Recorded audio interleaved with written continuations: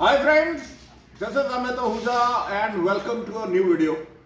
और आज का जो वीडियो है अगेन जो मैंने पिछली बार आप लोगों को बोला था कि जो हमारे टेक्नीशियंस की डायग्नोस्टिक एबिलिटीज है वो हमारे को इंक्रीज करनी है, एनहांस करनी है। एंड मैंने जो स्कैन कार्स का मिस्टर सलमानी है, फरीद सलमानी, उनका भी नाम लिया था एंड मैंने बताया था।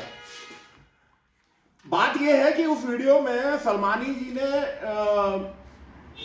ऐसा नहीं है कि गलतियां ही की, उन्होंने कुछ बेसिक बड़े अच्छे पॉइंट्स भी रेज किए और over a period of time वो रेज भी जो भी मैंने थोड़ा बहुत देखा है तो उनका वो एक बड़ा ही इंपॉर्टेंट क्वेश्चन था बेसिकली, क्योंकि वो लॉन्च को रिप्रेजेंट करते हैं। तो उनका एक क्वेश्चन था कि जो स्कैनर्स के बारे में जो भी बेचने वाले हैं वो स्कैनर्स के बारे में अपना कुछ ज्यादा नहीं बोलते, मतलब बता नहीं पा रहे हैं। एंड उनका कहना यह था कि भाई जो भी दूसरे मल्टी ब्रांड स्कैन टूल्स हैं वो अपने एक वो उनका कहना यह है कि ये एक बड़ा ही सीक्रेटिव सा वो रखा हुआ है और उसके बारे में बेचने वाले ज्यादा बात नहीं करते।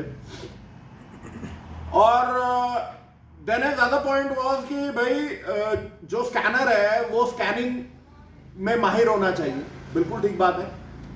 और उनका कहना था कि बाकी जो टूल्स हैं वो लोग स्पेशल फंक्शंस के ऊपर ध्यान देते हैं और स्कैनिंग के ऊपर उतना ध्यान नहीं देते हैं। तो और वो भी बात उनकी बिल्कुल जायज है, 100% ट्रू।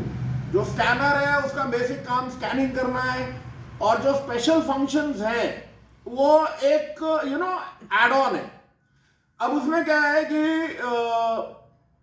जो मेन पॉइंट ये आता है कि उसका जवाब थोड़ा सा ये हो सकता है कि भाई जो स्कैन टूल, और उनका भी कहना यही था, मतलब वो इन्फर यही कर रहे थे कि जो कंपनी के स्कैन टूल हल्के हैं, स्कैनिंग में हल्के हैं, जैसे कि एक्स टूल है, वो हल्के हैं। मतलब वो अगर आप top 50 tools of the world में आप देखोगे गूगल पे डाल के, तो एक्स टूल कहीं पे भी नहीं आता है। तो बेसिकली वो अपना जो कवरिंग अप करते हैं वो की प्रोग्रामिंग, मीटर पीछे करना, एंड ये वो बेसिकली क्या है कि उन्होंने भी अपना माल बेचना है। सो जो चीज वो इधर से कम है वो कहते हैं कि चलो हम इधर से कॉम्पनसेट कर देते हैं। बट द मेन पॉइंट है, सलमानी साहब बिल्कुल ठीक बात कर रहे हैं कि जो स्कैनर है वो स्कैन करना चाहिए। स्पेशल फंक्शंस जो है वो ठीक है, जो आपके मेंटेनेंस के फंक्शंस है वो अलग बात है, लेकिन जो स्पेशल फंक्शंस है वो दे आर लाइक मीटर पीछे करना, ये करना, वो करना, तो थोड़ा अजीबोगरीब चीज है। और जो कि अच्छे कंपनी के, चाहे वो लॉन्च हो, चाहे वो ऑटेल हो, चाहे थिंक टूल हो, कोई भी थिंक कार वगैरह के कोई भी मीटर शीटर पीछे नहीं करता और ना उनको जरूरत है, क्योंकि वो बेसिकली वो चोरी चकारी का काम। अच्छा, सेकेंडली जो होता है फ्रेंड्स,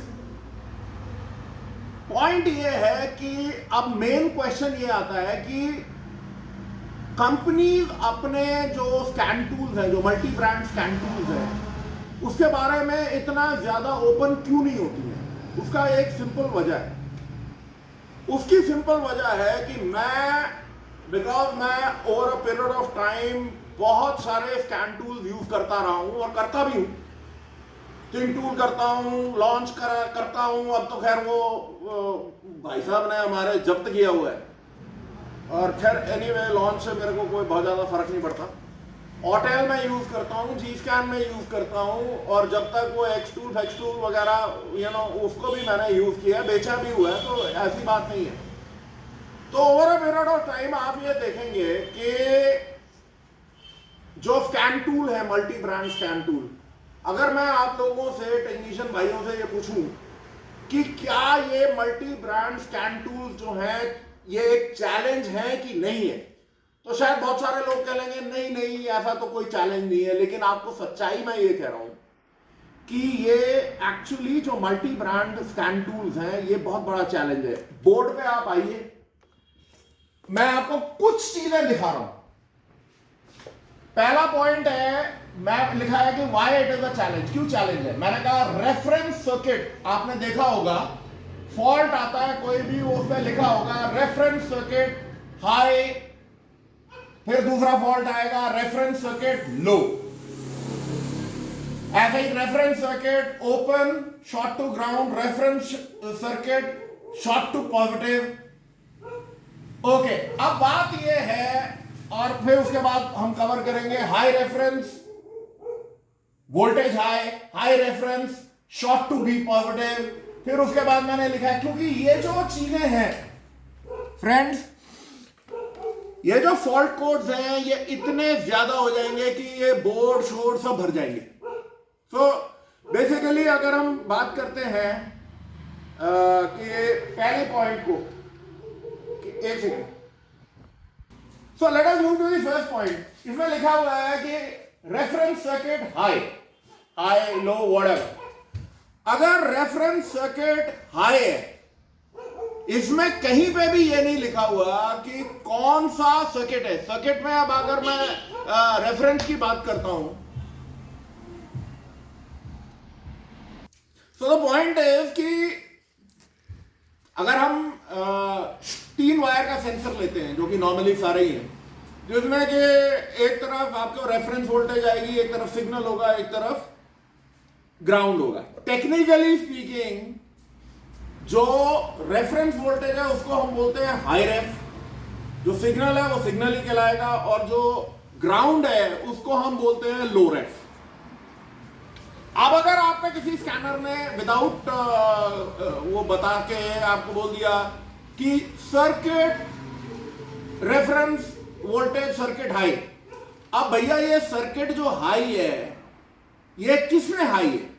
क्योंकि ये जो तीनों चीज है ये सर्किट है। Reference voltage high, reference voltage is like high reference है कि लो रेफरेंस है। ऐसे ही मैंने आपको सेकंड पॉइंट बोला है, reference circuit open short to ground. Okay, तीसरा है reference circuit short to positive. अब बात समझो, जो शॉर्ट टू पॉजिटिव है वो ये मतलब क्या हो रहा है इसमें? क्या मेरा जो हाई रेफरेंस है वो शॉर्ट टू पॉजिटिव है, मेरा लो रेफरेंस है शॉर्ट टू पॉजिटिव, क्या हो रहा है? तो जब, और फिर उसके बाद है reference high reference voltage high. अब हाई रेफरेंस वोल्टेज हाई जो है, हाई रेफरेंस वोल्टेज हाई का मतलब ये हुआ कि जो 5 वोल्ट की जगह अगर मेरा 5 से या 6 वोल्ट आ रहा है तो दैट इज हाई, राइट। अगर वो दूसरा वाला है high reference short to B positive, मतलब अगर battery to short to battery है, बी पॉजिटिव इज बैटरी, तो अगेन वहां पे 12 वोल्ट दिखेगा 5 वोल्ट की जगह। तो ये जो सारी चीजें हैं, अगर हमारा स्कैनर जो है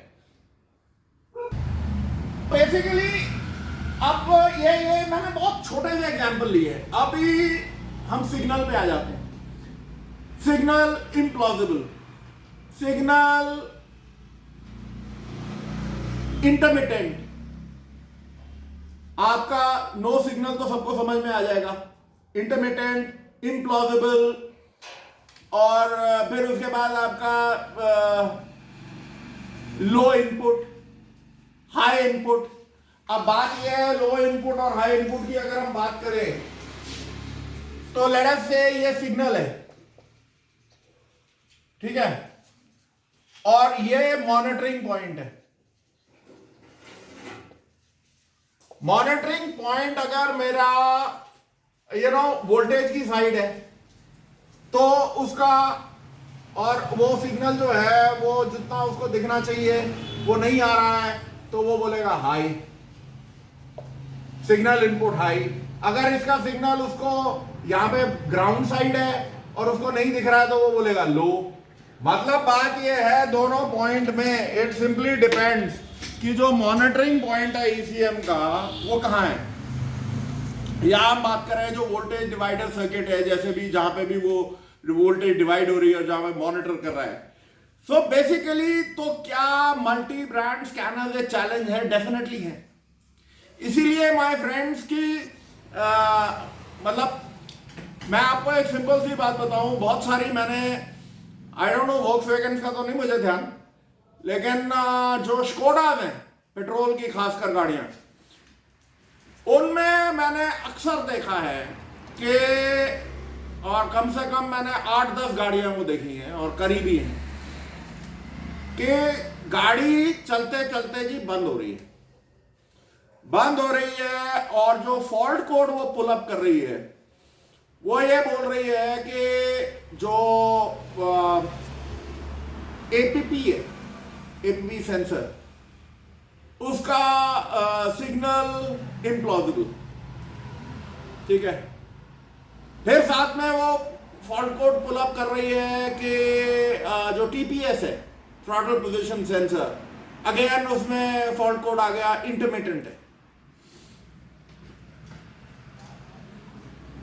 अब आप इस केस में क्या करेंगे?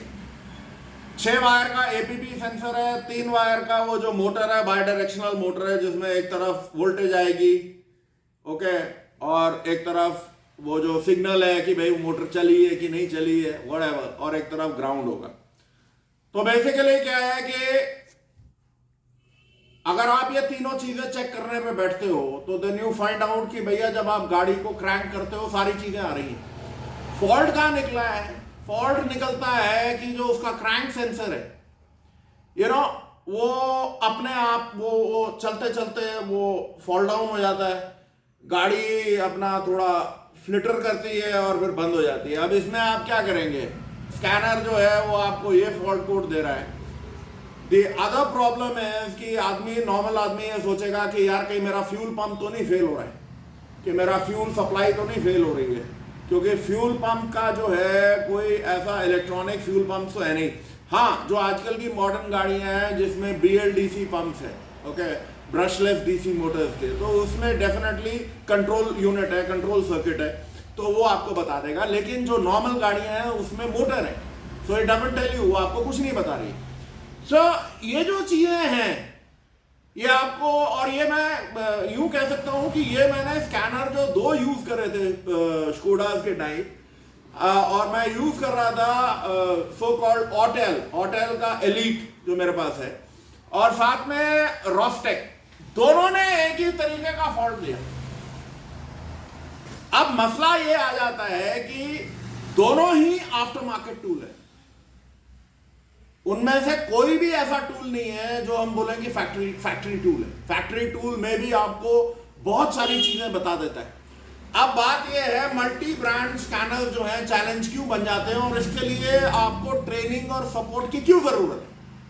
मल्टी ब्रांड स्कैनर चैलेंज इसलिए बन जाते हैं कि जो इसकी डॉक्यूमेंटेशन होती है फॉल्ट्स की, वो उन इंजीनियर्स ने करी होती है जिन्होंने मोस्ट प्रोबेबली आज तक गाड़ियां चलाई नहीं है, राइट? वो बैठे हुए सॉफ्टवेयर लिख रहे हैं, एंड सॉफ्टवेयर कहां से आ रहा है? वो आ रहा है OEM टूल से, और वो जो इंजीनियरिंग टीम है उसकी मनमर्जी है कि वो क्या चीजें आपकी डाले, क्या चीजें नहीं डाले। सो रियली अपने आप में जो एक मल्टी ब्रांड स्कैनर होता है वो एक चैलेंज रहता है, और इसीलिए और कोई मैटर यहां पे ज्यादा बढ़िया नहीं होते जब बेचने वाले निरे मूर्ख हैं। जो आपके मल्टी ब्रांड स्कैनर्स बेचते हैं 99% बेवकूफ हैं, जिनको कुछ नहीं मालूम गाड़ियों के बारे में। उनको सिर्फ ये पता है कि आपको एक बार स्कैनर चिपका दिया, उसके बाद उसको ग्रुप में डाल दिया, आपसे पैसे खींच लिए, और उसके बाद गूगल पे देख के बोलना शुरू कर दिया कि भाई गूगल पे देख के बोलना शुरू कर दिया कि जी ये दिखा रहा है, वो तो आप भी देख सकते हो। So basically the mood point is friends, जब आप कोई भी स्कैनर लेते हो, क्योंकि OBD2 का जो प्रोटोकॉल है, यहां तक कि अगर आप ट्राई करेंगे 3-4 स्कैनर, आप एक ही फॉल्ट कोड क्रिएट करेंगे और 2-3 स्कैनर यूज करेंगे, मैन्युफैक्चरर साइड का अगर फॉल्ट कोड है तो मोस्ट प्रोबेबली आपको वो जो स्कैनर्स है वो डेटा डिफरेंट देंगे। इट टेल यू कि फॉल्ट कुछ होगा, वो फॉल्ट कुछ दिखा देगा। बहुत सारी ऐसी चीजें हैं, और आप देखेंगे, खुद ट्राई करो कि जैसे, और ये मैंने खुद देखा है, महिंद्रा के अगर हम लोगों ने DRV CRV हटाया तो मैन्युफैक्चरर साइड पे कुछ आया और OBD साइड पे रियल फॉल्ट आ गया। ऐसे ही जो आपका बहुत सारी ये गाड़ियां हैं जिसमें अगर आप कूलेंट टेम्परेचर सेंसर हटाते हो, जैसे टोयोटा वोयोटा है, तो वो बाय डिफॉल्ट 80 डिग्री पे आ जाते हैं। फॉल्ट कोड नहीं आएगा लेकिन 80 डिग्री वो लाइव डेटा में दिखाना शुरू कर देगा। सो बेसिकली कहना यह है कि मल्टी ब्रांड जो स्कैनर है वो आप मान के चलो कि उनमें इंप्रूवमेंट्स होती रहनी चाहिए, होती रहती हैं, और वो अपने आप में एक चैलेंज इसीलिए है क्योंकि ये इन लोगों का जो अपना मतलब जो इनके इंजीनियर ने डेटा भरा है, जिस तरीके से भरा है, वो कितनों को इंग्लिश आती थी, कितनों को नहीं आती थी, उन्होंने क्या इंटरप्रेट करा, क्या नहीं करा। So basically this is how it is. तो कहना again before I conclude, conclusion में यही है कि जो भी आप स्कैनर लो, जिससे भी लो, सोच समझ के लो, ये देख के लो कि जिससे आप वो स्कैनर खरीद रहे हो वो खुद कितना सक्षम है इस तरीके के फॉल्ट कोड्स आपको बताने के लिए कि ये क्या है, क्या आपको वो टेस्टिंग कराएगा, कैसे टेस्टिंग होगी। इसीलिए मैंने कहा था कि, और मैं अगेन दोबारा रिइटरेट कर रहा हूं कि हम लोग यहां पे, मैं और मेरी जो टीम है, हम आपको 4 दिन की जो ट्रेनिंग है at a very reasonable cost हम लोग आपको प्रोवाइड करने में हम तैयार हैं और हम उसका बैच को रन भी करेंगे। किसी भाई ने पूछा था ऑनलाइन हो सकती है, नहीं ऑनलाइन नहीं हो सकती दोस्त, क्योंकि ऑनलाइन तो आप यूट्यूब पे भी बहुत कुछ देख सकते हो, बट ये है कि जब आप आओगे डिफरेंट गाड़ियों पे लगाएंगे और फिर जो फॉल्ट आएगा उसको आपने वेरीफाई कैसे करना है। सिर्फ स्कैनर ने दिखा दिया तो आप मान थोड़ी ना लोगे यार। अल्टीमेटली बाकी चेक पॉइंट्स भी हैं, चेक आप कैसे करोगे, मल्टीमीटर से करोगे, टेस्टर्स जो हैं आपके उनसे करोगे, कुछ चीज़ें करंट से चेक होती है, कुछ चीज़ें वोल्टेज ड्रॉप से चेक होती है, कुछ चीज़ें रेजिस्टेंस से चेक होती हैं। So whole bunch of things, क्योंकि हर तरीके का सेंसर है, प्रेशर सेंसर्स अलग हैं, पोजिशन सेंसर्स अलग हैं, टेम्परेचर सेंसर्स अलग हैं, और हर एक चीज़ जो है, छोटी सी बात कर रहा हूँ, और हर एक का अपना एक बिहेवियर पैटर्न है। 2 वायर्स हैं, इंडक्टिव सेंसर्स हैं, 2 वायर मैग्नेटो रेजिस्टिव सेंसर्स हैं, 3 वायर हॉल इफेक्ट्स हैं। सो बेसिकली द स्टोरी ये है जो ये बहुत ही एक्चुअली लंबी हो जाती है। कहना यही है कि कोशिश करो, अगर ट्रेनिंग ले सकते हो तो जरूर लो, नहीं तो जिनसे भी टूल ले रहे हो तो सोच समझ के लो कि उनको क्या आता है क्या नहीं आता, आपको कितना सपोर्ट कर सकते हैं। एंड मेरे से आपको टूल लेना है, यू आर मोस्ट वेलकम। पर मैं जो टूल बेचता हूँ मैं सिर्फ थिंकार बेचता हूँ, उसके अलावा मैं कोई टूल बेचता नहीं हूँ।